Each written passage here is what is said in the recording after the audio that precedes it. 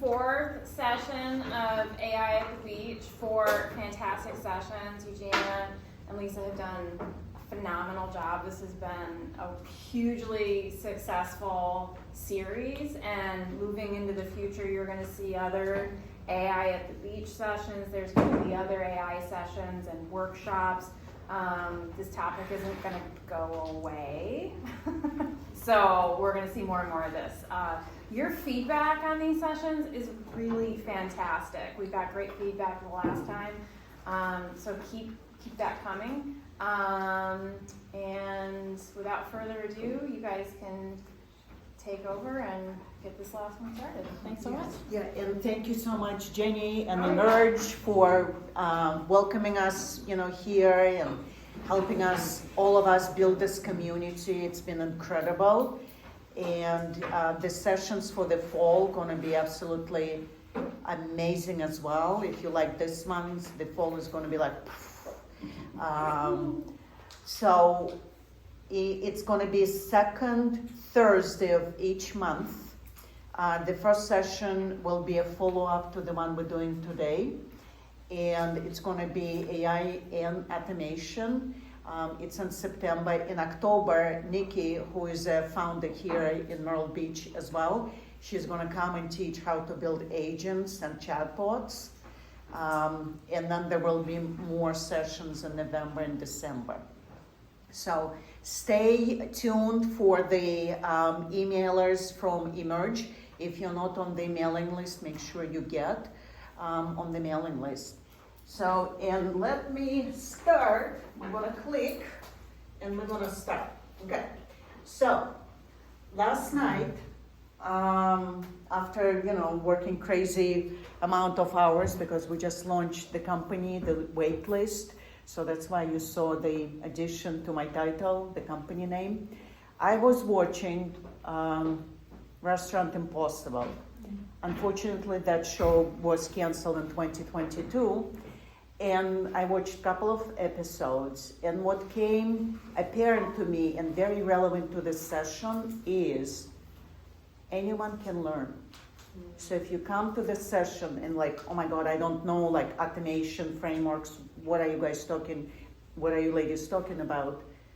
Anyone can learn. And this is for you to learn. You can take as much as you want with you, apply at home, and maybe even if you're a 1-person company, 10-person company, you can apply it at home.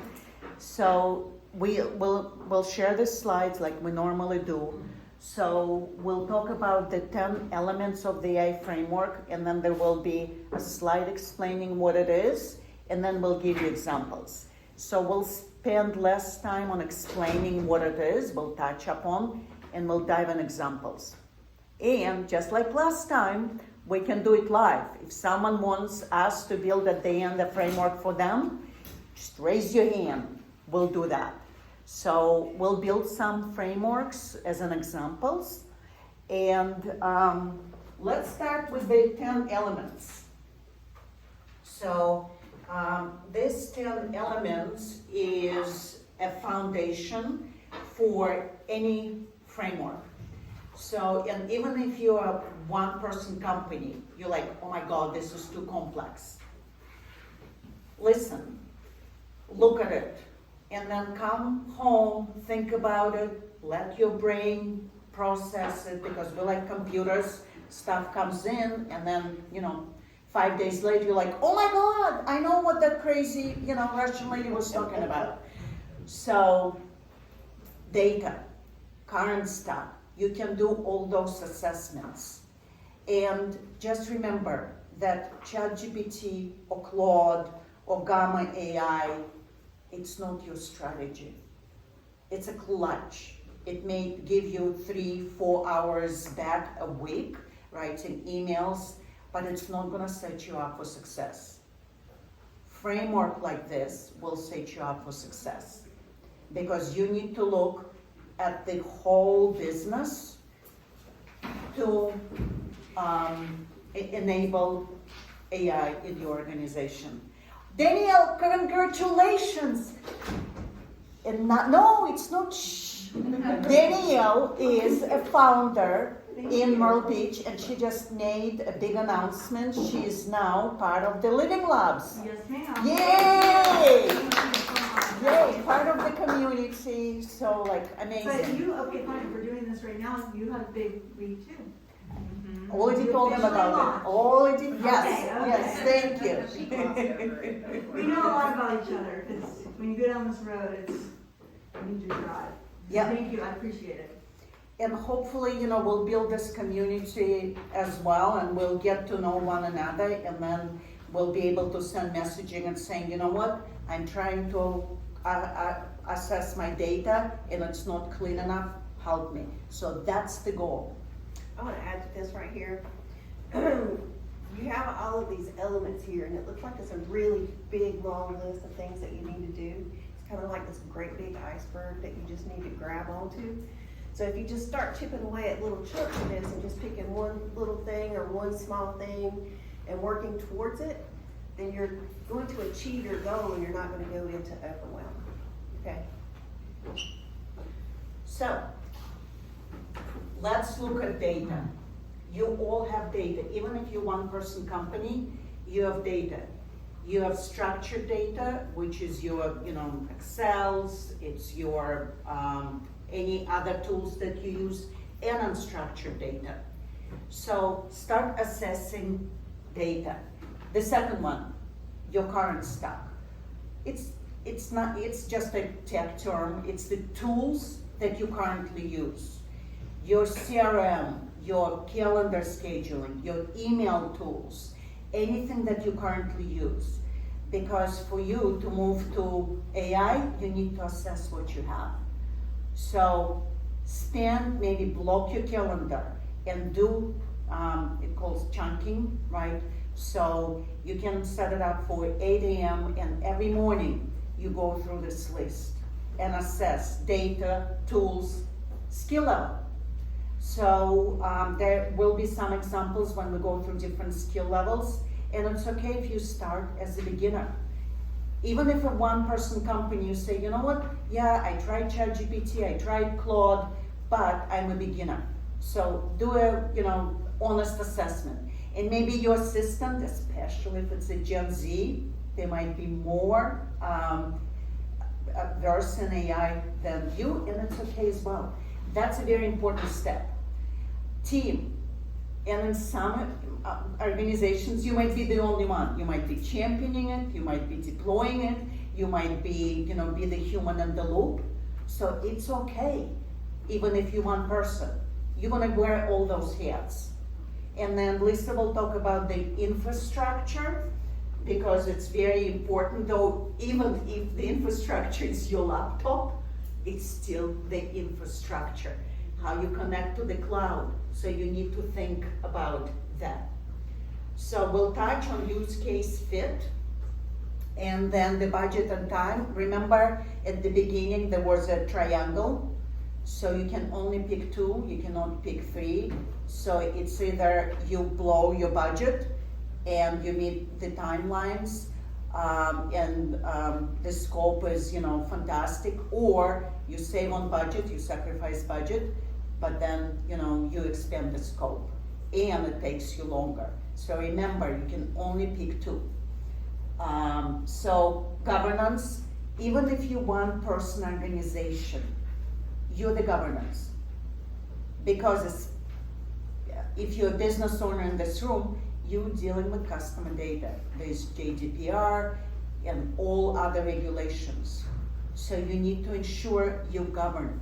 And if your chatbot hallucinates and gives unauthorized discounts, how are you going to handle that? You need to put AI policy in place, update your regulations, update your terms and conditions. Because if you're implementing AI, you need to make sure you put governance and your business is protected.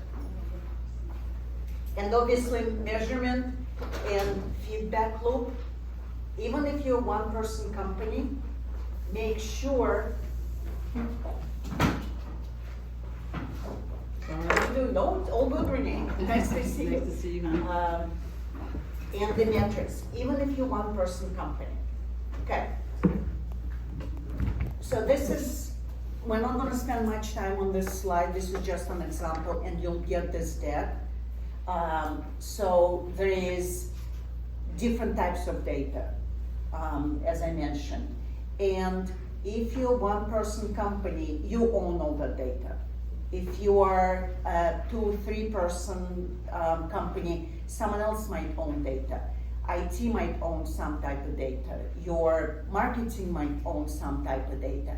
So it is important for the governance of your data. And garbage in, garbage out. So remember, when you start assessing your data, evaluate for quality. It's okay, it's all good. And you, yes, go ahead. The one thing I would add to this is when you look at the data is to support your other processes such as governance and access is the classification of your data. Yes, absolutely. For tagging, you want to classify the data. Fantastic. So this is the example, right? So because last week we had some great examples from GSAN and real estate and so on. Okay, so it's a retail shop. It can be, you know, online or physical location, and you, it's a boutique gift store, and you want to use AI to forecast. So you do your data inventory. So you use Shopify. It's your, you know, you assess your stock. It's Shopify. You use Constant Contact for email. So there is, hopefully Shopify is connected to your Constant Contact, and you add them to the newsletter. And then you use Google Drive or Microsoft Drive for storing your PDFs, and all your email communication stored in Constant Contact. Constant Contact. So, and your pain point is because it's all disconnected, you're ordering too much stock. So, your action plan is you analyze the data history in Shopify, and then you go in your social channels, if you interact with your buyers on social channels, and you analyze the data. And you ask, you dump it in a document, all the data, and then you go in deep research in your Claude or Grok or any other, you know, AI tool, and you ask to analyze. And you will give a prompt, like last week we, you know, used the prompts. You will give a prompt, please analyze as, you know, person of this profession with 10 years of experience. And it will provide you the report, what needs to be improved, how it can be improved. So you see how you collected the data, you let AI analyze the data. I'm gonna add into that it needs to be the paid version. Do not put this information into the free version. Current stock. So map the stock. Maybe create an Excel or Google Docs and map your stock, your tools. So in across, you know, different functions. And even if you're one person company, you wanna say, because there's obviously functions like operations, finance, marketing, sales. If you're developing a product, you know, there will be an engineering team. So map those tools and be very, very vigilant about it, because you want to track all those tools. And if there's a manual process, for example, you take Constant Contact emails and you paste them in Shopify, that counts too. Any process you want to include, and maybe, you know, specify in that Excel if it's a tool or if it's a manual process. So, and then there will be another section on interop. So, but that's where you will start finding out are they talking to one another? Or you need to connect them, put attenuations in. And then you do assessment. What's working, what's not working. Here's the example. So, AI tools to consider. As we talked, right? So you can identify productivity and general use tools. And then for marketing and content tools, from Canva to Jasper and so on. Sales and customer engagement tools. HubSpot with AI. Bravo, I actually use Bravo for my marketing, that's fantastic. So, and it's really cheap, and it's not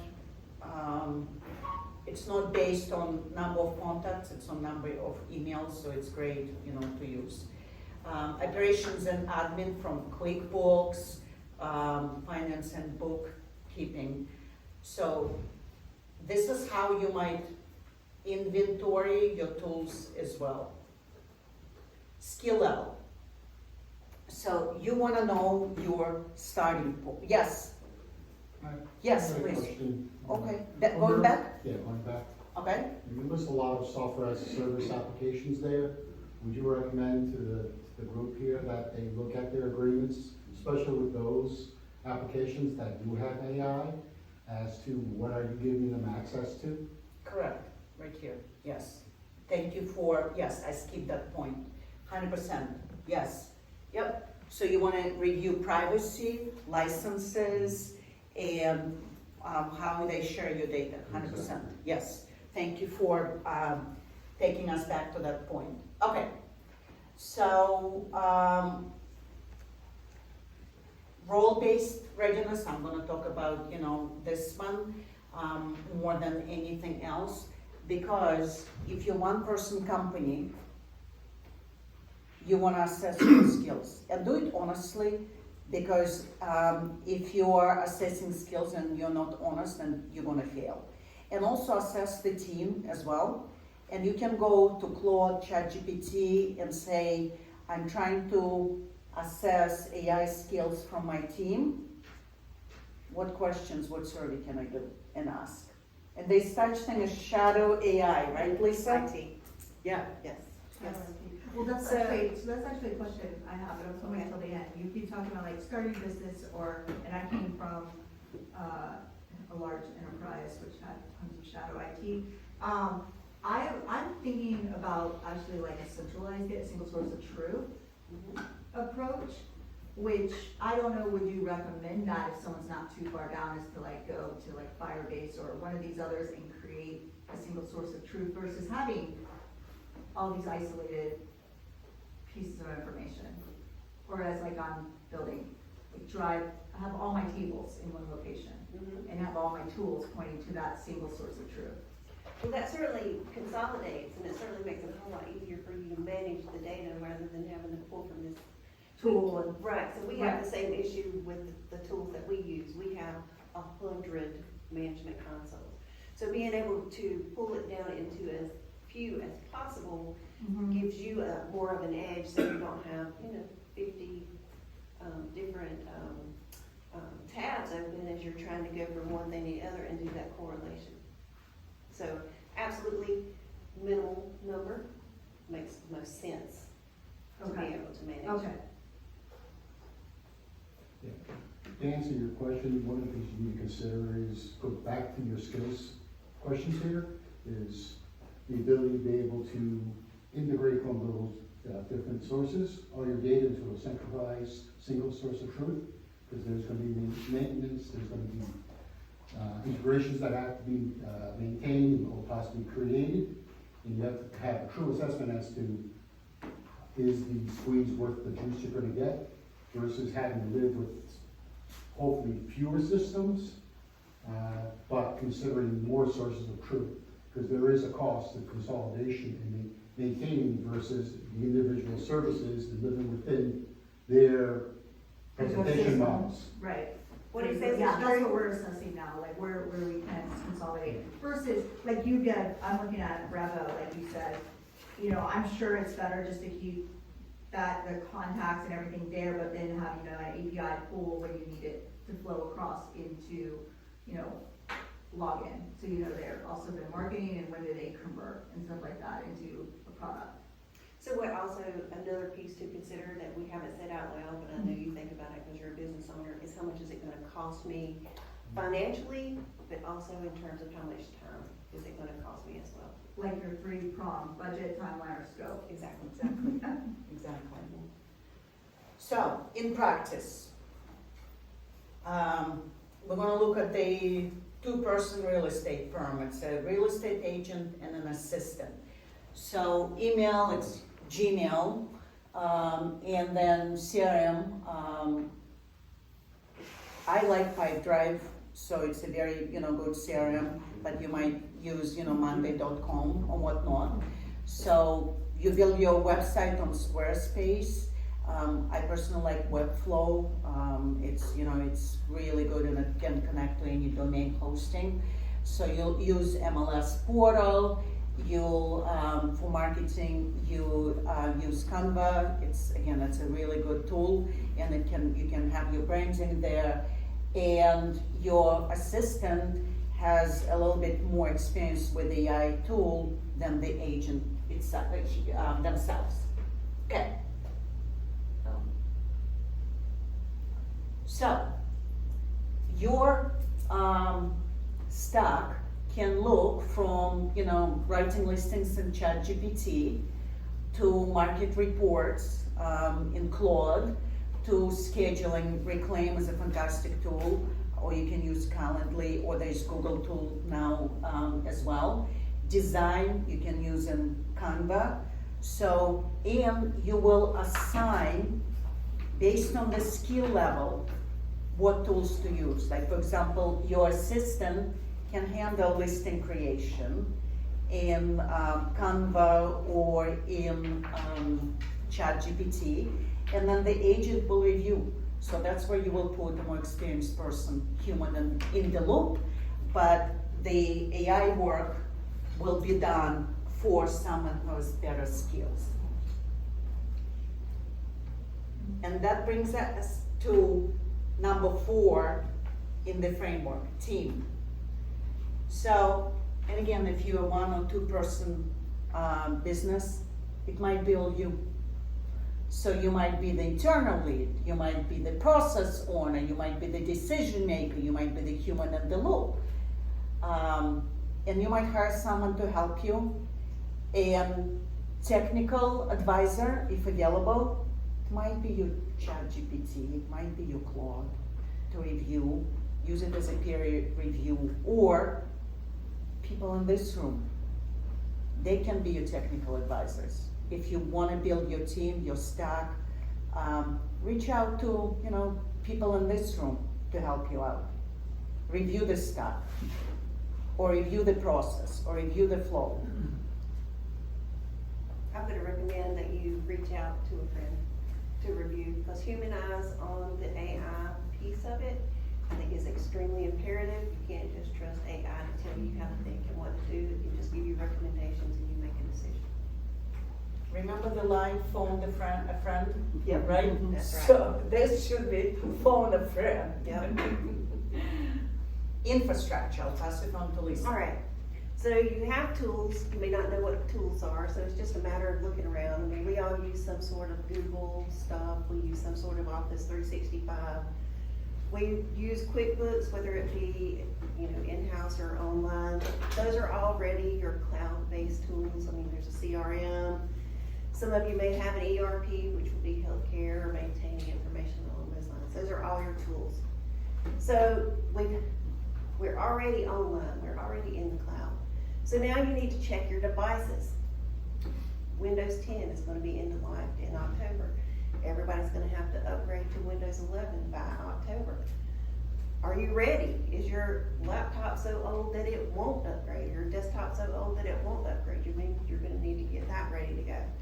And is your ISP giving you enough bandwidth to be able to do what you need to do? And is it consistent?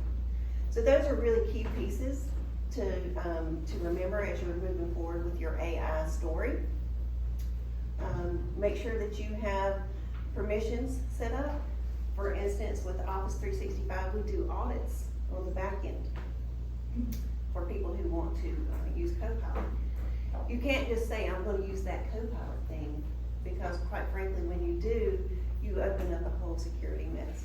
Because if the permissions are not set right on the back side for your team, they certainly do not want your salespeople or your technical people to be able to see HR and payroll, right? So you need to make sure you have that all set. Know where your files are. We've been preaching that for a long, long time. There's people who don't know where anything is on their network. So you need to know where your stuff is. Strong passwords and due diligence with two-factor, definitely not 100%, but if you don't, guarantee that you're gonna be the next one that we're reading about. Make sure you have support for your tools, that they talk to each other, that they can interconnect. Just makes life, well, I'm gonna say it makes life easier, but then again, does it really make life easier? And make sure you have scalability, and it needs to be stupid simple as possible, because that's what we like. All right? So I just want to mention about the two-factor authentication. So because AI can clone your voice, AI can clone your face. So use any type of authentication that doesn't allow that cloning. So it's either your cell phone or whatever, Lisa will recommend. So be ahead of the bad guys when you build, these frameworks, and think about something that AI cannot replicate, like your likeness. It's getting more and more scary, quite frankly, the things that we see in the market today, and even with the clients that come to us. I mean, I saw a cell phone get hacked and saw them completely just shut down a person's company. Never saw that before, but I certainly learned something from it. So just keep that in mind as you're going forward. Their only job is to take your money, and they make a lot of money doing it. All right, so I put this as an example. You have your school district, they have their own premise model, and then you have your admin, which has the cloud-based app. So you want that to integrate with one another so that everybody's on the same page and you're managing it in the same way. This is super simplistic, and that's the way I like to keep things, is super simple. So you have a 4-person team. We talked about Shopify, we talked about Google, we talked about Canva, ShipStation. You're now 100% cloud-based, which I'm seeing more and more from our customer base as they're moving everything off premise and putting it in the cloud. You're gonna need to make sure your emails are ready to go, your trends and sales are ready to go, and you don't want to allow your team to download apps on the desktop, because then it's siloed and you do not have access anymore, and you just don't know. So another example will be a small law office using Office 365, and Clio. Make sure they have typically two-factor authentication for all access. They're using, 365 share file or OneDrive for shared files. They use the AI piece to summarize case notes, to draft templates, but they do not submit that to a court of law without reviewing it first, right? AI, great tool, eyes on, human eyes. And these are just some of your tools. AI ready, needs work, two-factor, centralized, shared drive. I don't really recommend Dropbox, but some people like that. Business grade email accounts, so not Gmail, not Yahoo, not AOL. I did actually have a client that uses that. Make sure all your work laptops are current, your roles and permissions are explicitly defined. Any questions on any of that? Yes. You said you don't recommend Dropbox, why? From a business standpoint, it's hard to manage a Dropbox. From a personal standpoint, it's great. I look at everything from a business standpoint. All right, so you have all your teams in 365. I'm just gonna pretend Dropbox Business is not there. You're using Teams, you have Canva, you have Monday for your project management. Your admin manages your user roles, you have trial accounts, and you have your tools integrated. So what happens? You have a 4-person accounting firm. They have everything stored on one person's desktop. I've seen that happen a lot of times too. And it's not backed up. And suddenly the laptop or desktop just poops out. Well, where's the data? Well, we can't recover the data. Well, what do? You have QuickBooks desktop version. QuickBooks is as hard as possible. We're trying to push everybody to the cloud version. And it's not great, but it's what we got. You have your one Gmail account that everybody shares. Definitely not a good plan either. And there's no, as I mentioned, no backups and no password policy. So how do you know how to log in? And there has to be passwords, and there really needs to be 2-factor authentication. Okay? Thank you, Lisa.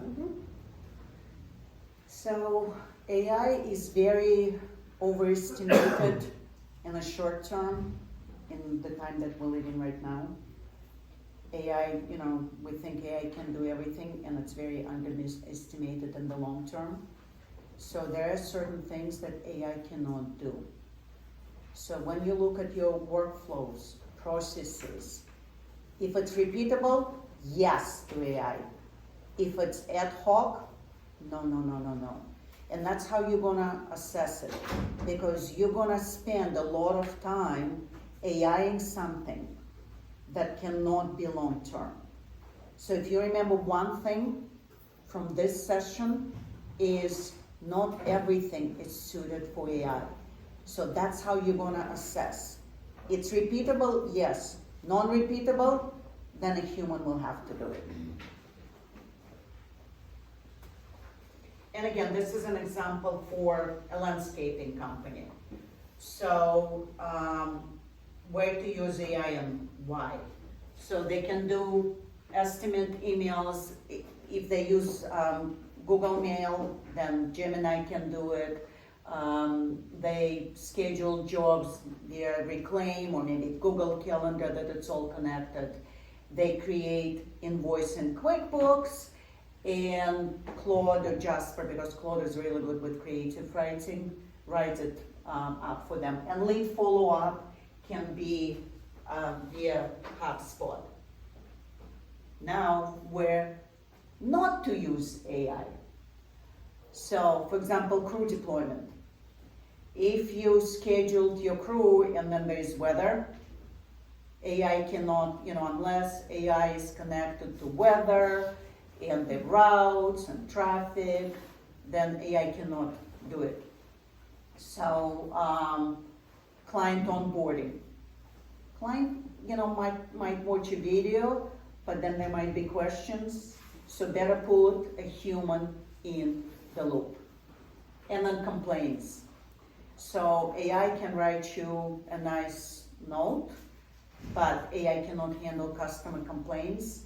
A couple of months ago, maybe 3 months ago now, Coursera came up with a policy for their users and when people, and it was something with migration or pricing, something very sensitive. And then the chatbot, instead of saying, oops, I made a mistake, chatbots start arguing with users. So they lost a lot of customers. So you wanna make sure that there's always human in the loop dealing with humans. Not to mention that, and going on with her example there was actually another chatbot that actually started spewing very nasty words and nasty things to clients that were asking questions, and they were totally inappropriate. Surprise! Yes. So the favorite section of everyone is budget and time. Because budget, scope, time, so you can only pick two. So if you pick budget and time, this is what you're gonna do. You're gonna assess. Because as a business owner, you have your current tech stack and you're paying for those tools. Then if you're replacing them, then you need to transfer the budget, but if you're adding, then you need to decide if it's worth adding those tools. And buying tools for the sake of tools, not a good decision. You wanna map to workflows, because remember, we looked at those, workflows in the previous section. So if there's a tool that currently handling it, great, you're gonna use that tool. If you wanna AIify it, then you're gonna analyze the cost and the implementation time. And you wanna set KPIs, key performance indicators. And it cannot be, write 5 emails a week for me. You wanna think how much time you're gonna save or how much revenue you're gonna generate. Because remember, ChatGPT writing your emails cannot be your AI strategy. Your AI strategy needs to deliver results to your business. And it's normally more customers, more revenue. So, and this is just, it's a framework how you're gonna do it, right? So you'll set up the time budget. For example, you wanna implement something within 6 months, 3 months. You wanna, convert to AI company.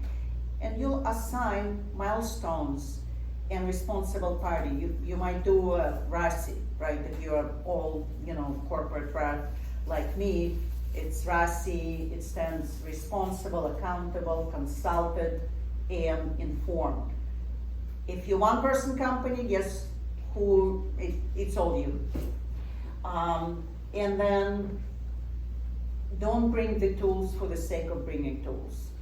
So if your stock is as bloated as it is right now, don't add more. Your goal is to either replace with AI or remove tools. So you don't want to add more. And how you're gonna, scale the costs, reallocate the budget, and you always want to set aside budget for training. Though there's fantastic free courses out there, YouTube is incredible. My Gen Z son swears by YouTube, and I love YouTube as well. So make sure you allocate that time. Maybe, and we'll talk about it in the governance section, maybe set up monthly AI, sync ups with your team. If you have a team, if you're one person, then you make sure you do assessment reports and whatnot. Anything to add? The human oversight again, just want to make sure that I can just count that in, hammer that in. There's so many tools that are being set up for just that AI piece to make things simpler or easier. And then what happens is there's some sort of poisoning that has happened with the AI tool, and it starts doing things that puts your company out of compliance and even opens you up to being sued. So human oversight is a big part of AI.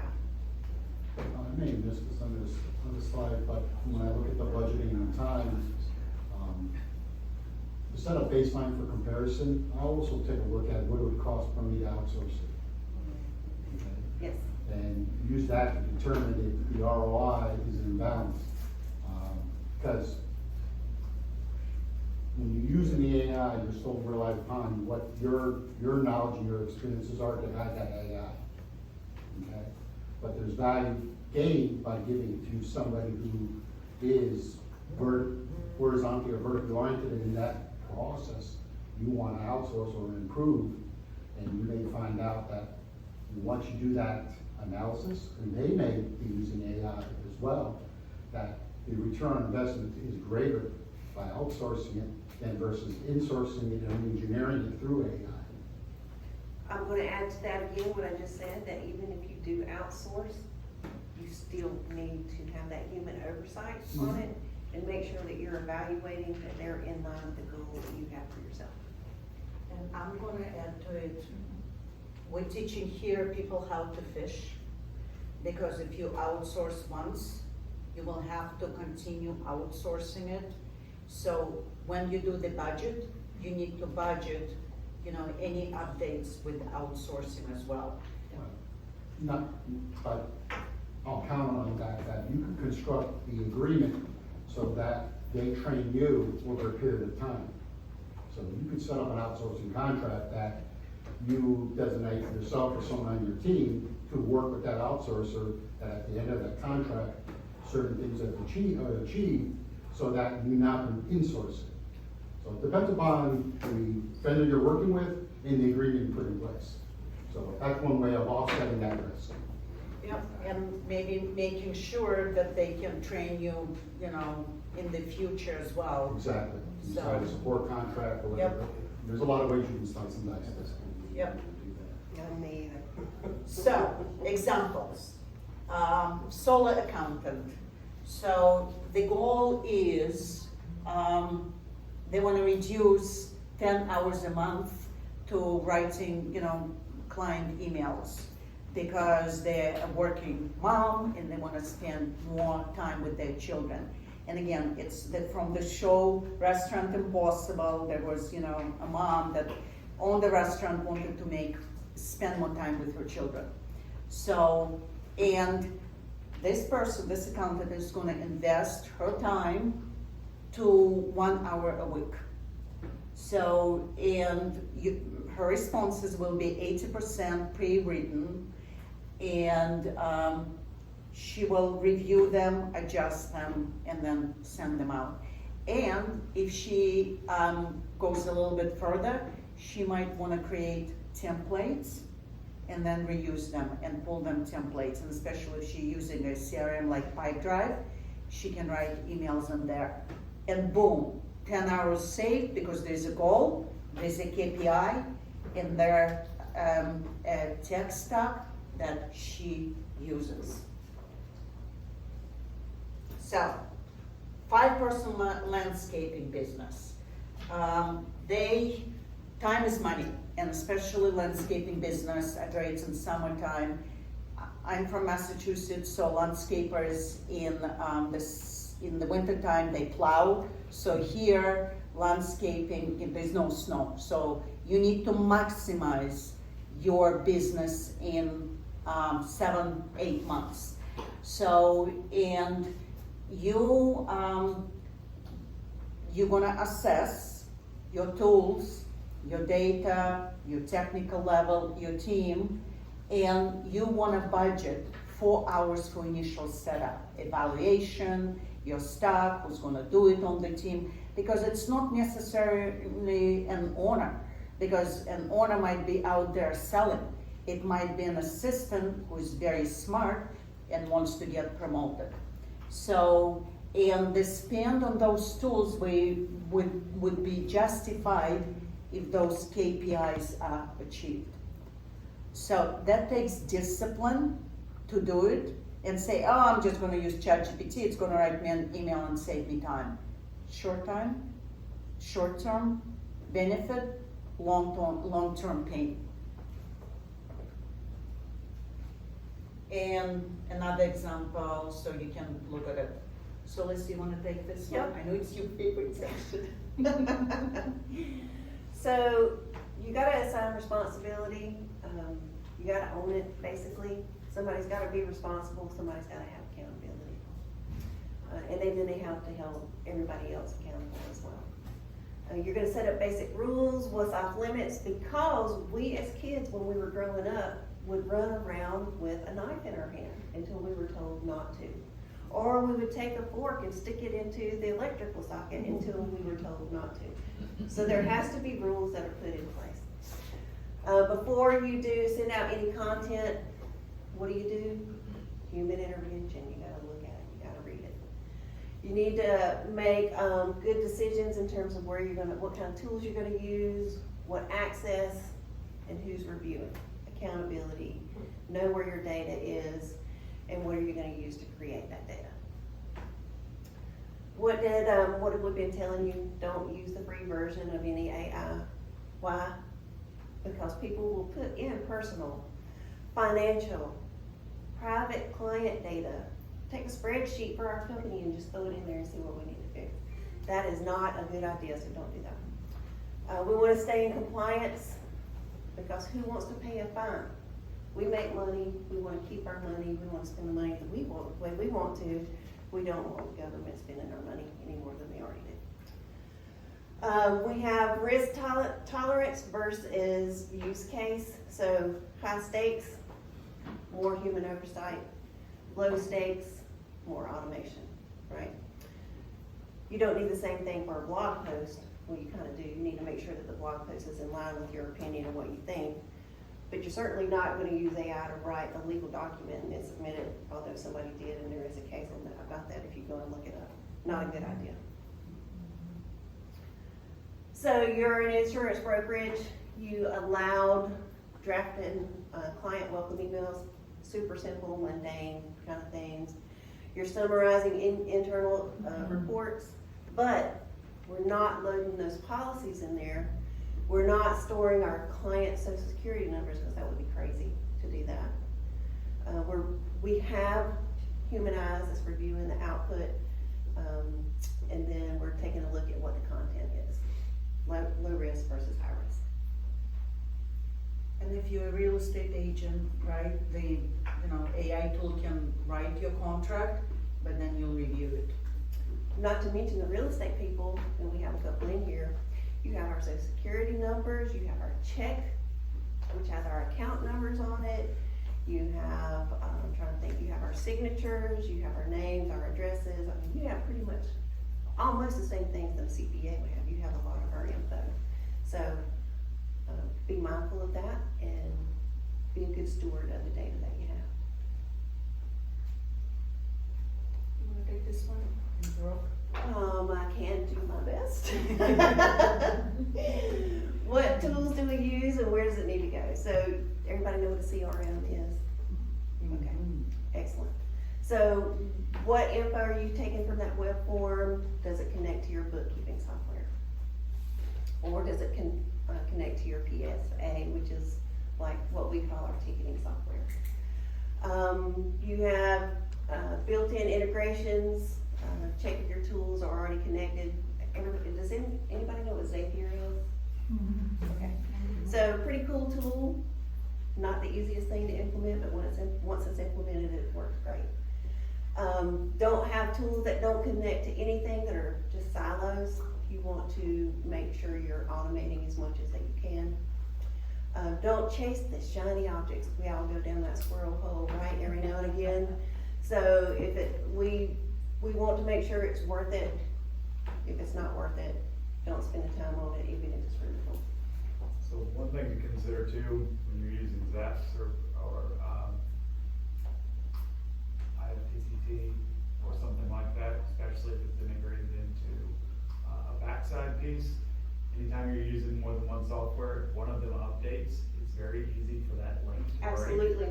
And if you don't have a scheduled time to go back and test, that particular bridge could have been down for days, weeks, months. And don't even know it. You're absolutely right. We have a vendor like that has all these great tools that interact with one another, but you have to upgrade them in a certain way. And if you don't, it breaks everything. It makes it even more difficult. So and maybe it could be a part of your governance framework as well. So you put, all your tools in Excel, last updated, last touched, issues and whatnot. And so maybe set up a reminder on your calendar to go and review it monthly, bi-weekly, whatever it takes. So, but it's all about documenting your tools, your stuff, what you're using it for, who has access, what type of data is in there, and when it was last accessed.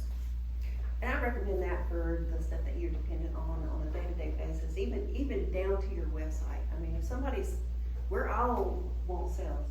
And if your sales process is broken, you don't get, that contact that you've worked really, really hard to get. So you need to test, you need to check it, double check.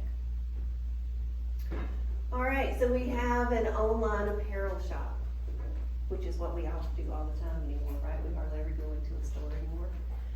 We have Shopify, we're using Google Sheets to track our inventory.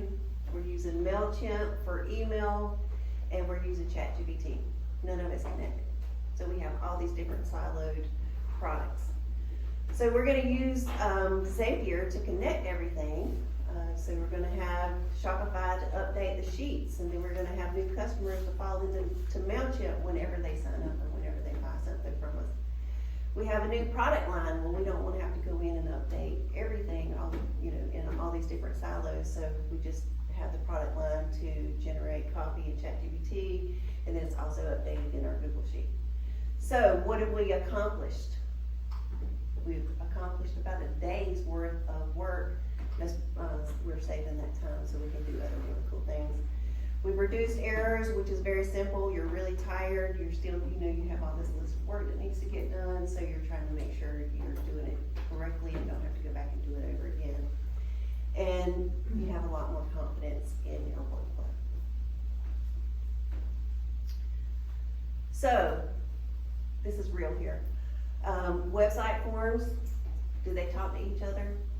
Are they connected to your CRM? Is your CRM then automatically setting up emails to go out? Is QuickBooks invoicing, and is that also automatically updating your CRM? And do you have all of your documents in a safe place? And do you know where they are? Do you have native integrations? I think that probably HubSpot is probably one of the best on the market in terms of a CRM, but I think it's also a very pricey option as well. There are others that will work just fine based on your use case, and you just kind of adapt to it. So look, are they native integrations built into it? Do you need to get a third-party application integrate, and do you want to do it manually or not? So things to consider. So a simple automation. I had a person to fill out a web form this morning. I'm very excited. So what happens? Do I just check my email and now I've got to run over to my CRM and I've got to add them in? No, it's integrated in, so automatically that new lead is going to be input into my CRM. They're going to start getting notifications. They're going to be put into my newsletter list, into my tech tips list, that type of thing. So it's automatic for me. I don't have to really do anything, and did it save me time? It did. It also notified me, because not only did they sign up, but now I know that they signed up, so I know to contact them. All right. Thank you.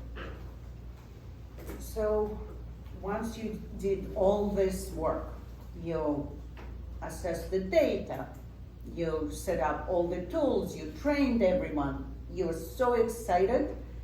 Now you want to ask yourself one question. Is it working? You did all the tests. And it's okay if it's not, because then you can go back and fix it. Just don't give up. So you will put metric per use case, just one metric, one metric. And you want to analyze before and after. And you will be collecting feedback from your users on before and after. And even if it's the user yourself, collect that feedback as well. Or phone a friend and ask them to test it for you. And the checkpoints are very important, because you might set something up and it's working, but there might be another use case that you can IFI, if there is a word. And you're tracking those use cases in your Excel, and then you can build the library of those use cases as well. And if they're not working, if KPIs are not working, then you find tools that work. And mistakes, right, or drift. That is, you don't wanna, and AI is moving so fast, and there's so much, you don't wanna think, oh, I'm gonna add AI and I'm gonna be good for now. In 6 months there will be another tool. So you wanna be appraised about what's going on. 7 minutes left, and here we are, framework examples. So we're gonna talked about this a lot in terms of some frameworks and some examples, and we'll leave that out here to review. So if you have any questions, if it's okay, I'd like to just open the floor. 7 minutes. Yep. This slide brings it all together Yep. for landscaping business. But if you're a different type of business, this, you can take a picture, we'll send the slides as well, but this is what,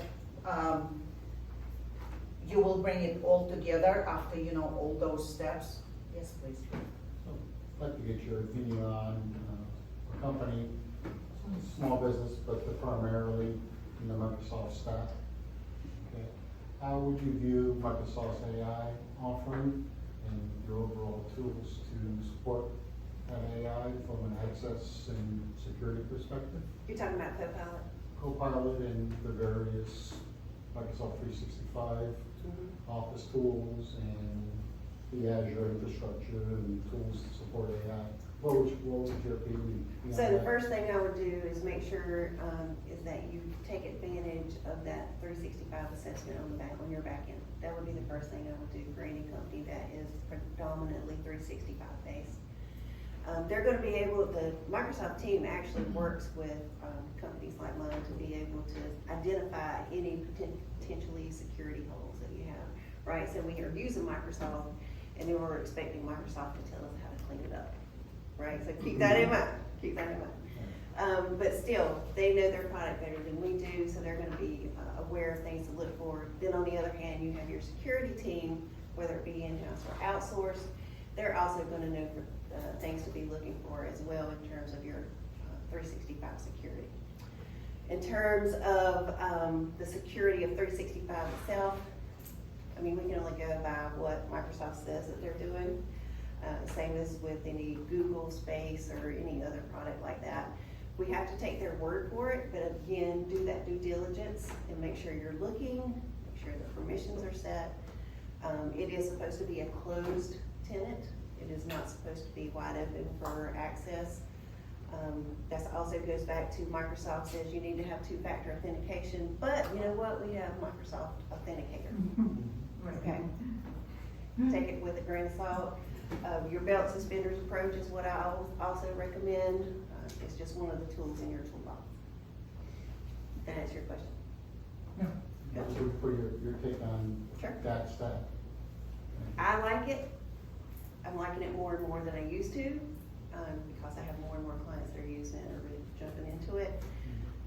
And so we're also becoming a lot more comfortable with it and making recommendations on how to secure it as well. Are you using Purview? We are not. Take a look. Okay. And here's another example, it's a, we've been using real estate agent and assistant. So here's a framework that can be built for that type of business as well. Any business, you can take a, picture, screenshot, and think for your business, how you can build that framework. So we only have a few minutes left, ladies and gentlemen. Any other questions? This group is a lot more quiet than the last group. Because I think this was very serious, right? Last one was fun. It's the same group, we were doing all kinds of things, yes. So I want to ask the obvious question. If someone in the room here is not comfortable in doing this assessment, you guys can provide those services. Oh, of course. Yeah, Lucy. The 365 assessment is actually a free assessment. We don't charge for that, so. Nice work.